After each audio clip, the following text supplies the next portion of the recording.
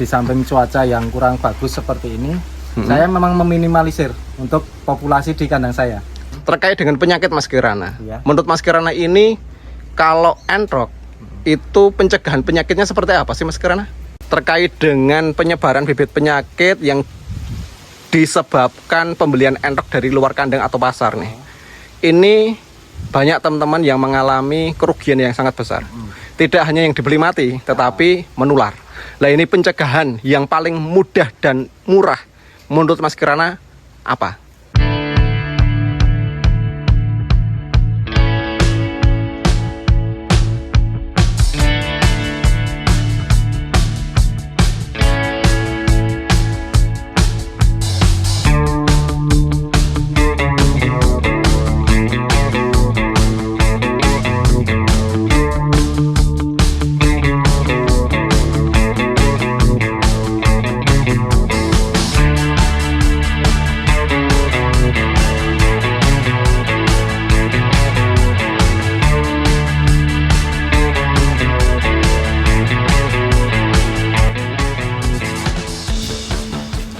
Assalamualaikum warahmatullahi wabarakatuh. Selamat sore teman-teman. Selamat datang di channel R Pelesiran Kandang. Oke teman-teman, Pelesiran Kandang kali ini saya berada di kandang Mas Kirana Cabah Farm ya. Tepatnya di Desa Bakungan, Kecamatan Purwodadi, Kabupaten Purworejo, Jawa Tengah.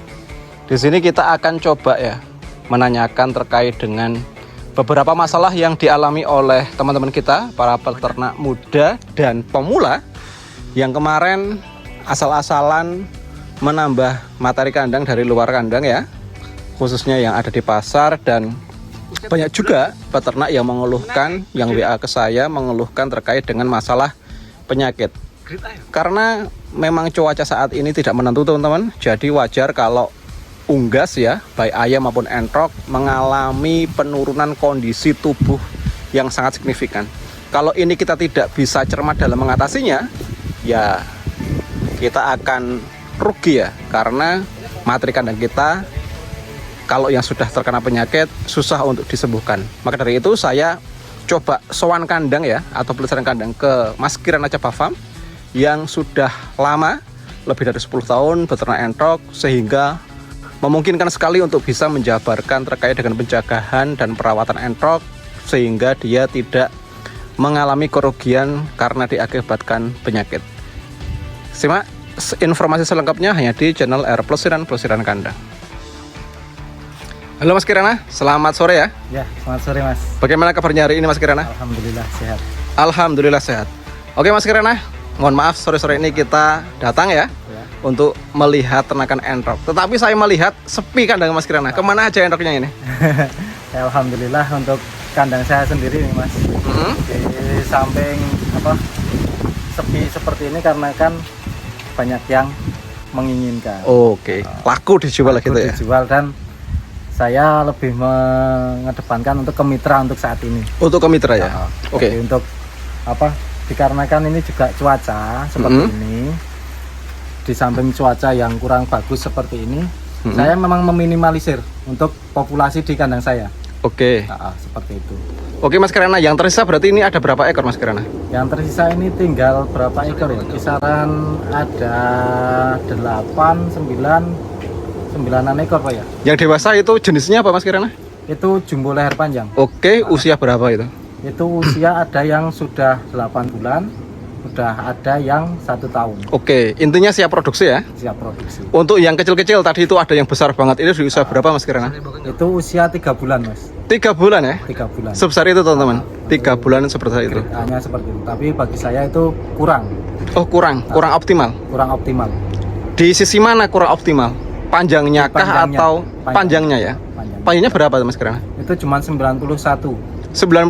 di usia 3 bulan ya? 3 bulan. Dengan bobot berapa, sudah pernah ditimbang atau belum? Perkiraan 3 kiloan. Oke, 3 kiloan. Oke Mas Kirana, dengan melihat perjalanan Mas Kirana dalam beternak entrok ya, sudah berapa lama Mas Kirana beternak entrok Mas Kirana? Saya kisaran 9 tahun tuh ada. 9 tahun ya? 10 tahun ya saya. Oke. Dari perjalanan Mas Kirana 9 tahun beternak entrok, ini yang kita bahas yang manis-manis dulu aja. Yang manis dulu aja. Itu sekali kirim 9 tahun ini, itu paling jauh di mana Mas Kirana? Mana? Kalau paling jauh saya masih di Makassar Pak ya, paling jauh. Makassar ya? Makassar paling jauh. Untuk yang paling dekat? Paling dekat ya Purworejo sendiri. Lokalan Purworejo. Terkait dengan lokalan Purworejo Mas Kirana, sebesar atau sebanyak apa sih pesanan yang dilakukan oleh teman-teman peternak lokal Purworejo Mas Kirana? Sekali ambil berapa ekor itu? Macam-macam, ada yang sampai dulu itu pernah ada yang 21 ekor Pak ya. 21 ekor. Itu indukan. Ada. Indukan itu? Oke. Untuk jenisnya jumbo. Jumbo. Oke. Grade-nya apa ya? Untuk grade-nya ke grade yang B. Oke. Untuk saat ini tetap masih ada ya pesanan yang ada di lokal Purworejo ya? Alhamdulillah masih. Oke, semoga teman-teman yang ada di lokal Purworejo tetap semangat dan tetap sehat endoknya ya Mas Kirana ya? Alhamdulillah. Oke. Oke Mas Kirana, ada beberapa masalah nih yang ada di luar sana yang kemarin sudah pernah saya bahas di konten-konten sebelumnya terkait dengan penyakit Mas Kirana. Ya. Menurut Mas Kirana ini kalau entrok itu pencegahan penyakitnya seperti apa sih Mas Kirana? Pencegahan itu yang pertama Mas, itu dari segi kebersihan kandang. Oke. Nah, yang penting kandang itu kita bersih, kering, sering dibersihkan, disapu seperti itu. Terus kondisi air di kolam itu harus sering kita ganti. Oke. Nah, terus cahaya harus dapat juga untuk sirkulasi sinar matahari harus dapat. Sepenting apa sih sirkulasi matahari atau pencahayaan matahari di kandang entrok kita Mas Kirana? Jadi minimal itu kita dapat sinar untuk di pagi hari atau sore hari itu harus dapat. Oke.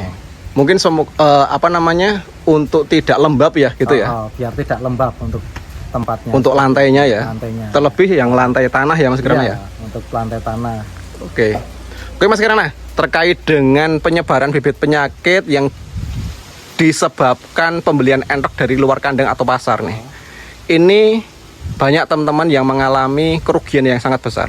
Tidak hanya yang dibeli mati, tetapi menular. Nah ini pencegahan yang paling mudah dan murah menurut Mas Kirana apa? Untuk pencegahannya otomatis di karantina dulu Mas. Oke. Untuk entok yang dari luar itu saya sarankan untuk di karantina dulu. Oke. Karantina itu berarti disendirikan. Jangan langsung dicampur dengan unggas yang sudah ada di kandang kita secara langsung seperti itu. Berapa lama Mas Kirana untuk dimasukkan di kandang karantina itu? Minimal di 1 minggu Mas, 7 hari. 7 hari ya? Minimal. Oke. Terkait dengan kandang karantina, mungkin bagi teman-teman ada yang mempunyai lahan yang luas ya, ada yang tidak. Lah ini ada jarak tertentukah dari kandang karantina ke kandang utama Mas Kirana? Oh ada Mas. Berapa itu kira-kira jaraknya? Kalau perkiraan jarak itu paling enggak ya kisaran 10 meter lah. 10 meter? Minimal ya? Misalkan tidak ada 10 meter, yang penting ada penghalang di situ. Oke. Misalnya tempat kita ya, mohon maaf, ini sudah kandang itu sudah rapat. Oke. Minimal kita kasih jarak 5 meter atau berapa, itu dikasih kandang yang rapat juga. Oke. Biar tidak kontak langsung. Seperti itu. Biar tidak kontak langsung. Biar tidak kontak langsung. Kalau kandang kita belum rapat, masih misalkan dengan bambu, masih bambu aja, belum ditutup banner atau apa seperti itu, masih sangat berbahaya. Oke. Intinya dari pondasi kandang sampai ke atas itu tertutup rapat ya Mas Kirana ya? Tertutup rapat. Oke. Oke Mas Kirana, kita langsung ke kandang karantina boleh? Boleh. Kita akan Silahkan. Siap. langsung ke kandang karantina teman-teman. Ini adalah kandang utama Mas Kirana ya. Di sini ada terhalang rumah ya, sehingga tidak memungkinkan sekali untuk entok yang ada di dalam kandang utama mencampur atau interaksi dengan kandang karantina. Nih, kita sudah ada di kandang karantina teman-teman. Ini full sinar matahari Mas Kirana ya, kandang karantinanya ya. Kalau sore hari ya. Sehabis jam 12 kita udah dapat sinar. Oke. Ini ada beberapa gribek ya atau tempat kosong. Ya memang dikosongkan, namanya juga karantina ya. Oke. Oke Mas Kirana, luas kandang karantina Mas Kirana ini berapa meter Mas Kirana? Ini perkiraan 1,5 meter dikalikan 8 meter Mas. Oke. Ini ada sekat-sekat ya Mas Kirana ya? Iya. Di samping di sini juga ada kandang teman-teman. Kandangnya juga tersekat satu sama lain, interaksi tidak ada, full dengan menggunakan papan ya. Papan ada 1, 2, 3, 4, ada 4 plong untuk yang berbentuk gribek ini atau kandang. Yang los-losan ada 2 dan tersekat ya Mas Kirana? Iya, tersekat. Oke Mas Kirana, dengan penggunaan kandang karantina ini ya, yang dilakukan oleh kita sebagai peternak entok, itu kalau beli entok dimasukkan sini lah, persiapan kandang karantina ini disapu dulu, disemprot atau seperti apa? Iya, dibersihkan dulu. Sebelum dipakai? Sebelum dipakai harus dibersihkan dulu. Oke, dibersihkan menggunakan ya disapu sama disemprot. penyemprotannya menggunakan obat apa Mas Kirana? Kalau saya cuma pakai Baiklin. Cuma pakai Baiklin ya? Pakai Baiklin. Mungkin bisa dijelaskan Mas Kirana, penggunaan Baiklin seperti apa? Penggunaan Baiklin kita campurkan ke dalam air. Untuk penggunaannya jangan terlalu pekat juga, seperti itu. Oke. Yang penting sudah berbau lah. Misalkan 1 liter itu bisa kita kasih 1 tutup atau 2 tutup botol Baiklin. Baiklin ya, 1 liter 2 tutup botol Baiklin. Itu sudah paling banyak? Sudah. Oke, kalau 1 tutup aja nggak apa-apa? Nggak apa-apa. Oke. Oke, terkait dengan mau digunakan, dibersihkan dulu. Dengan cara seperti itu ya. Habis itu dimasukkan. Enoknya dimasukkan ke dalam kandang karantina 1 minggu. 1 minggu paling enggak. Paling tidak 1 minggu. Kita lihat dia nanti perkembangannya seperti apa. Oke. Sehat tidak? Ya seperti itu. Kalau sehat baru berani masuk ke kandang utama. Oke. Nah, setelah dilakukan pengambilan entok yang ada di kandang karantina, apa yang dilakukan Mas Kirana dengan kandang karantinanya ini? Apa disapu lagi dan dibersihkan atau seperti apa? Atau dibiarkan saja? Untuk setelah itu kita kembali kita bersihkan lagi. Oke. Kita semprot lagi pakai itu. Berarti ada 2. Misalkan kok ada yang sakit, yo harus benar-benar kita bersihkan. Oke. Berarti ada 2 tahapan ya. Yang pertama pembersihan sebelum dipakai. Yang kedua pembersihan setelah dipakai. Hanya menggunakan Baiklin ya? Baiklin, dan kalau setelah itu berbeda lagi Mas. Gimana kalau setelah? Setelah kita semprot dengan Baiklin, kemudian kita taburi dengan kapur dolomit. Oh, kapur dolomit ya? Kapur dolomit. Di lantai? Di lantai. Dan di apa? Oke, kita di lantai taburkan aja di udara, nanti dia udah nempel ke sela-sela kandangnya. Soalnya kan seperti berdebu kan. Oh gitu ya? Kapur dolomit harganya berapa di toko material ya? Paling cuma 10.000 Mas. 10.000 ya? 1 karung itu. Murah ya? Murah kan, itu kapur bangunan. Oke. Dolomit itu. Untuk dindingnya nggak usah. Ini kan dindingnya pakai dinding semen ya. Ini nggak usah dilabur ya atau dicat dengan kapur dolomitnya nggak usah ya? Dicat, kita taburkan aja. Oh. Kita taburkan ke udara ini kan nanti kapurnya udah menyebar dengan sendirinya ya, sendiri. tertiup angin ya. Seperti itu. Oke Mas Kirana, setelah kita memahami terkait dengan pentingnya kandang karantina, kebanyakan teman-teman itu tidak mengerti terkait dengan kandang karantina. Adanya cuma 1 kandang, ya udah campur jadi 1, akhirnya mati. Nah, mungkin pesan Mas Kirana terkait dengan hal tersebut supaya tidak terulang lagi. Apa hal terpenting dalam penambahan materi kandang sehingga teman-teman juga materi kandangnya bertambah, tetapi juga entok yang ada di kandang utamanya tetap aman, seperti apa Mas Kirana? Ya, saya sarankan untuk membeli entok, misalkan untuk yang jauh itu jangan terlalu jauh juga untuk membeli. Mungkin di sekitarnya ada, kita beli di sekitar aja. Oke. Di kandang-kandang peternak, jangan di pasar lah kalau kita mau melihara. Berarti jarak pengiriman pun juga pengaruh Mas Kirana? Pengaruh Mas, soalnya nanti kalau di jalan itu kan ada resiko juga Mas. Oke. Resikonya apa? Nanti saat kita kirim kan kita tidak tahu dia campur nggak dengan barang lain, hewan lain, seperti itu. Barangkali ada hewan lain juga terjangkit. Yang satu ekspedisi ya? Satu ekspedisi kan seperti itu. Itu memang sebenarnya resiko. Cuman kalau mau meminimalisir itu seperti itu tadi, kayak gitu. Oh, berarti yang pertama carilah yang ada di lokal daerah teman-teman semua. Untuk yang kedua? Untuk yang kedua, kalau misalkan di lokal tidak ada, kita cari keluar, oke lah, nggak masalah. Tapi usahakan kita mencari untuk peternak yang menurut kita recommended.